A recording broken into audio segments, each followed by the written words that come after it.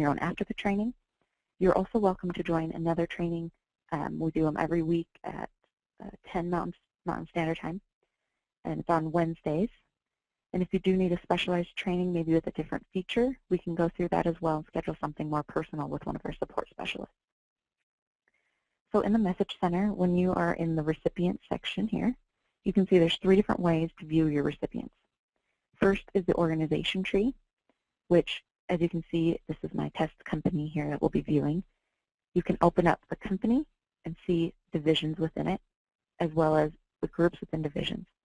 Why we set it up this way is so you can kind of mirror your organization or your company in a really effective way. So if you have the company and maybe separate departments, or maybe locations, regions, even specific types of departments such as like a marketing or development, even sports for a school, soccer, tennis, basketball, things like that. So within your groups, you can have them really specific to who needs to receive the messages. Say this company was for a school, and this is the division for parent-teacher conference. You could have groups for parents, teachers, and students in order to send those specifically to the right people. So another way to view this is through the address book. You can just select it from a drop-down, and you select your group. So this M-Card group, I don't believe it has any subscribers in it, but if it did, you could see by selecting the letters here, then it would show up with a subscriber. Let me see if I can get some more in here. Okay, so in this example, under the D's by last name, this person can be selected, and you can see in the corner that they're selected. This kind of gives you an option to do within a group, maybe only a specific number of people. Maybe everyone else has responded, but these people within here that you've selected have not, so you want to send them a reminder and so on. You'll see that there's 3 icons here. When they are selectable, that means that they don't have a name attached to the number. So in this case, there's these 3 numbers that don't have any names, so they'll show up in the phone number section. This email section or email icon here will show all subscribers that have emails, but no phone or no name. And this is just a way so that you can say, I can find them by my name if I know exactly who it is, and if you don't, you can go through on your email and find them by their email name, or if it's a specific number that you don't have and you want to just send it to the email or to the numbers. So in the individual raffle, this is a way that you can select just one person from the group. So in this group, we have about 5 or 6 subscribers, and you can randomly choose them from this. So either you can type in their number if you know their number in this group, and then send a direct message to them, or you can raffle a random person's number. Okay. Also, if we go back to the organization tree, as you can see, there's this little number on the side that shows you how many subscribers within the entire company there are.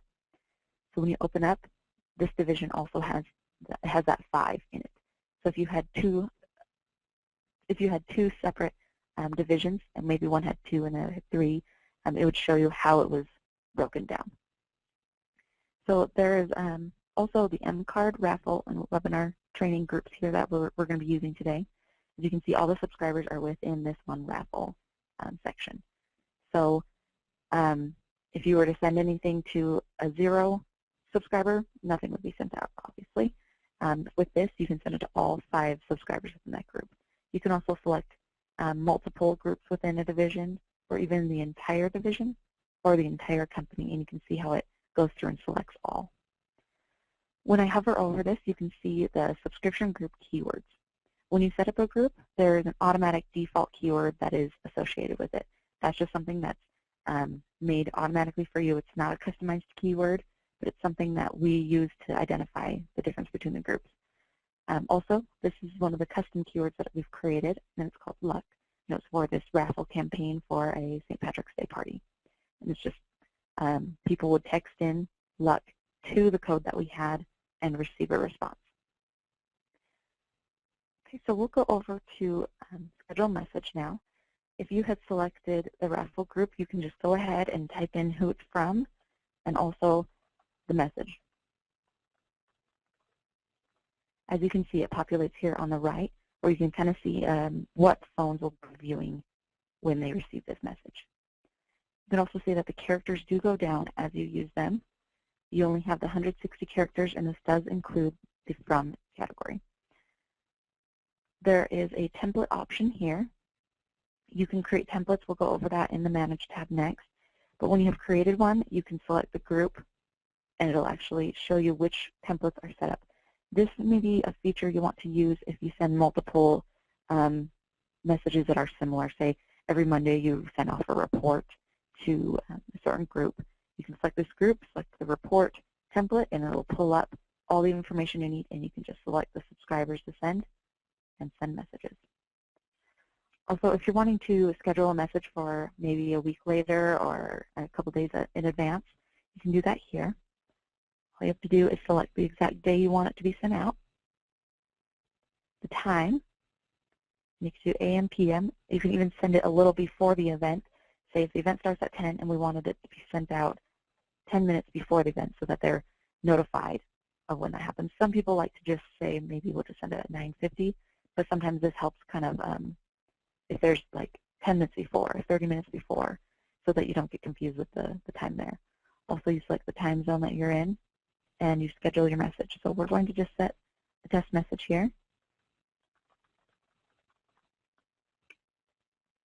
And we're going to schedule it. Once that has been done, you'll actually be able to view it in this calendar section. And there it is right there. So schedule for tomorrow. And if you need to edit it from here, you can just select it here, and it'll go back to the Message Center for editing. Also, if you select a date like that, you can actually set up a message for that day by going kind of backwards. I know that most of our clients go through the Message Center and schedule it that way, but others like to kind of look at their calendar, what has been already set up. Oh, I've already set up Thursday, so maybe I want to set up a Friday event. Also, in this Message Center here, when you are scheduling a message, there is a repeat reminder section where you can send a notification every 2 days or every 2 weeks, 3 months, things like that. So, and you can say how many times you want that to repeat. So if you have an event coming up and you want to remind every week, you can just set it up that way, and it will automatically populate in this calendar section. Okay, so we're going to move on to the inbox. This is where all the messages from people you've sent to, so your subscribers, this is where when they reply, their messages come here. So as you can see, I've selected the company from the drop-down to see the entire company's responses. And you can see that that shows the phone number, first, last name, if applicable, and the message they sent. It also shows the date here as well as the exact time when it was sent in. So from this, you can see we had some messages for the luck campaign we were doing, as well as some people texting in for an M card, which is my M card. What you can do from here, if you see any of them that haven't been read, you can select them and mark as read and mark as unread, so you can keep track of those ones, just like a normal inbox there. Also, if you have any that you feel are maybe something you want to archive for later or use for later, maybe it was a good comment or something you can use on your website, you can just select them and put in the archive box. And what that will do is when you select archive later on, it'll come up and you can see those messages and use them for whatever purpose that is, such as comments. If someone has said that they received and then sent back a message, you can actually search their number here. When you do that, all of the messages they've ever sent will show up. In this case, I guess there isn't any from that number. I thought there might have been. So this is kind of a useful feature, especially if people don't use the original opt-out information. So when you send a message, if someone wants to opt out, they can text back stop, cancel, and any kind of end words like that. But if they instead send please unsubscribe me, you can see that here, and that won't automatically unsubscribe them since it isn't a regular phrase that we use for unsubscriptions. So you can see that here and manage them and manually unsubscribe them. So this is something that you do want to keep track of and really watch closely so that people aren't receiving messages when they don't want to, and so on. The M-Card feature is actually an extra feature for some accounts. So if you haven't talked to your sales rep about this feature, it is something that you may want to look into. We're going to kind of go over it briefly for now. For this, let's see, I'm selecting my M-Card just to show you kind of how it was set up.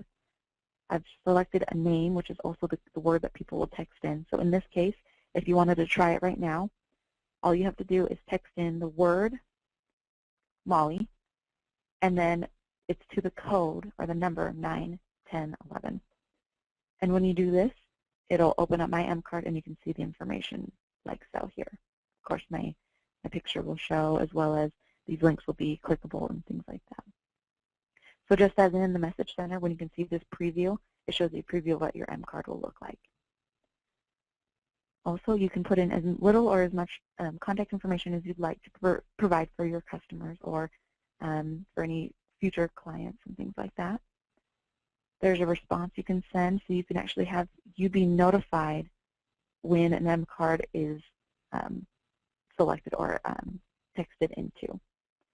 There's also a photos and links. This is kind of the advanced M-Card features that we have now.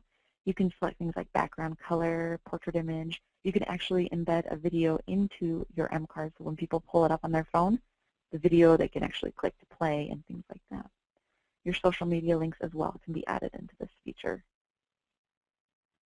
So that's just a brief overview of the M-Card. If you have any questions on that, and if you know that you don't have that feature yet in your account, then you should definitely talk to your sales rep about that one. In the reports, this is kind of one of the more important tabs, just because this is how you track how your campaigns are and how successful they are. So when you select a report, you can select anything from messages sent to the mobile websites that have been accessed, to opt-ins and opt-outs, even the trends of keywords and so on. The most common is the message sent that people select, and you select the time zone as well. And you can get even down to very specific groups of how it performed. The date range, you'll want to select maybe when you know a message was sent out. And when you